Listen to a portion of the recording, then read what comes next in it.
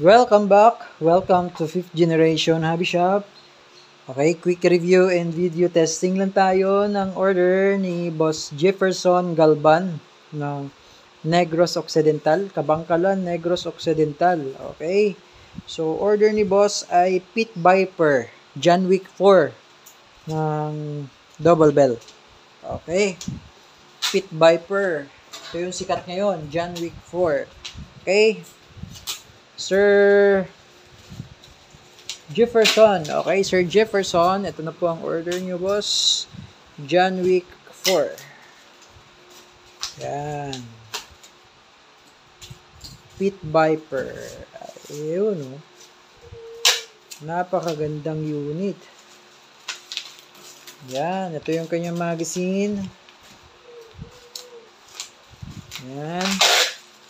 And then, ito yung unit. Siyempre, naka-magwell na yan. Serrations.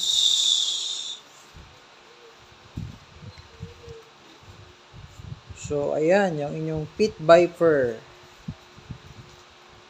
Ayan. Pit Viper. Okay. Pit Viper. Double bell. Okay. And then, out of the box, meron siyang kasamang siyempre, yung John Wick card.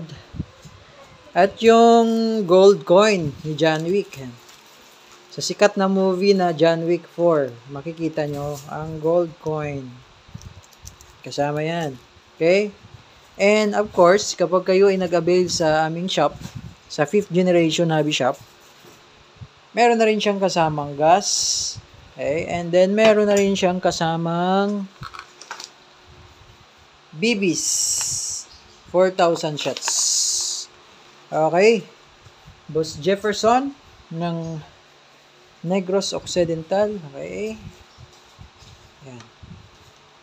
Lagyan lang natin ng gas yung magazine. Yan. Lagyan natin ng gas.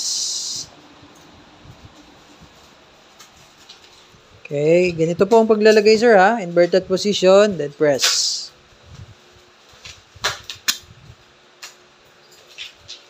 Yan, okay na po yan. Then, maglalagay tayo ng BBs.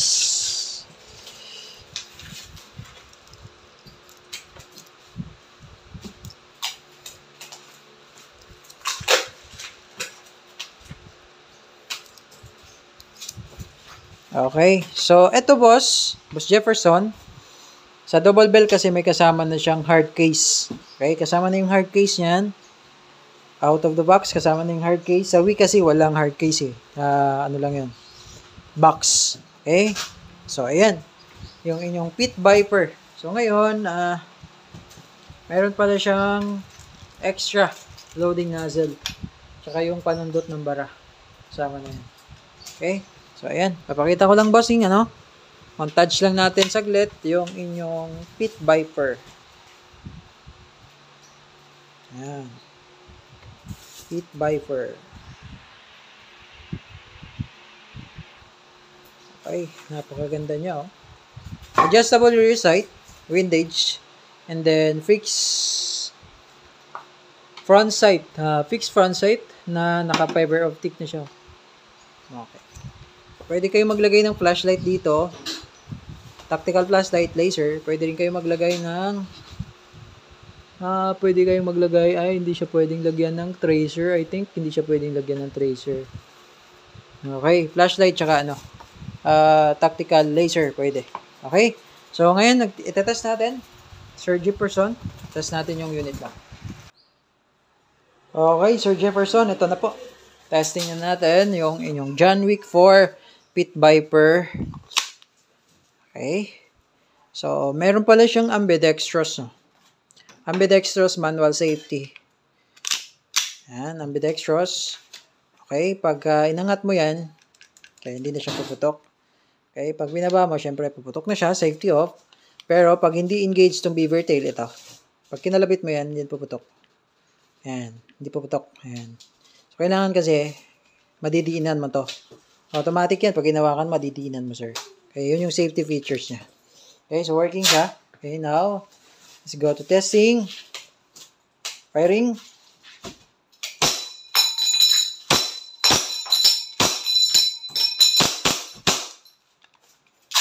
Okay? Ang ganda. So, yan. So, ganyan po itsura pag wala na siyang bala. Release the magazine. And then, this one, the slide, stop, slide, release, press down nyo lang. Okay? Then, hammer down. Okay. Sir Jefferson ng Negros Occidental, sir. Your unit is ready to ship. Okay, ayan sir, yung inyong Pit Viper John Wick 4 ng double bell. Okay, if may question po, mag-message lamang sa aming page, 5th Generation Hobby Shop. Okay, sa aming Lazada, pwede rin kayo mag-message doon, 5th Generation Hobby Shop. Thank you sir, and have a nice day.